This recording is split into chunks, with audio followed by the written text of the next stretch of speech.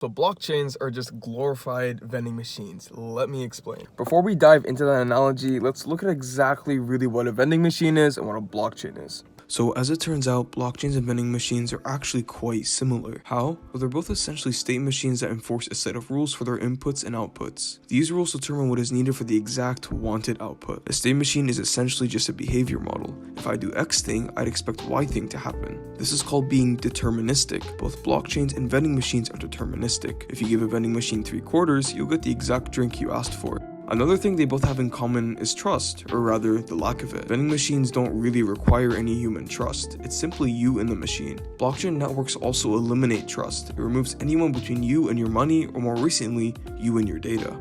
They're both state machines, right? They keep track of the state of things. Blockchain usually has to do with transactions or cryptocurrency. You keep track of a bunch of transactions, a bunch of things that people have spent on. You add them all up and you get the same result each time, making it deterministic. Whereas the vending machine, you're keeping track of a bunch of snacks, kind of who bought what at what time. Doesn't almost log that, but you get the idea. We keep track of the state of snacks. Funnily enough, the concept of a blockchain-like system has been around for way longer than just Bitcoin. Enter SIFT, or Software Implemented Fault Tolerance. It was a NASA-sponsored project way back in 1978. The primary objective was to get aircrafts to agree on a common set of data without the need for human intervention. This concept is called consensus, a phrase used very often in the blockchain world. Consensus algorithms are what deem data as valid or invalid. We can see that much of blockchain's tech is not new at all. It's really just technology coming full circle, revisiting an old problem that wasn't able to be solved completely. In fact, even the original internet was peer-to-peer and was much more decentralized in nature. The reason for this was mostly historic, as the US government didn't want a single point of failure for their information systems. You see, blockchain is not only just a state machine, it keeps track of state, yeah, but also protects the state, and that's kind of the whole point.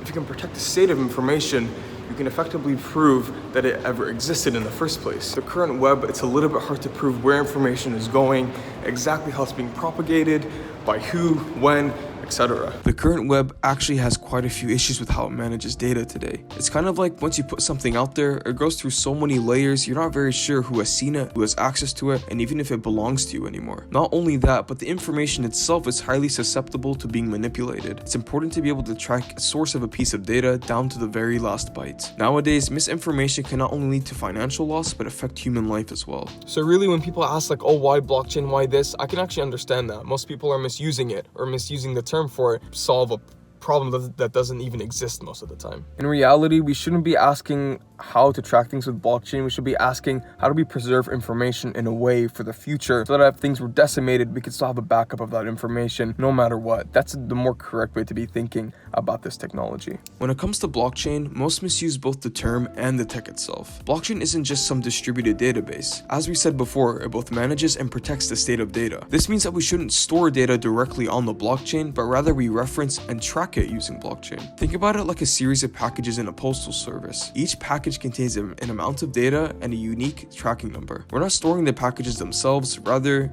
merely just the tracking numbers so we can view the history of the package later. This is how blockchain should be used, to gain control backup and give structure to information. This is why deterministic and trustless systems like blockchain and vending machines are valuable. It's only through these two things that this structure is made possible: determinism and the lack of need for trust. They provide robustness and predictability, but only where it matters when it comes to data and information.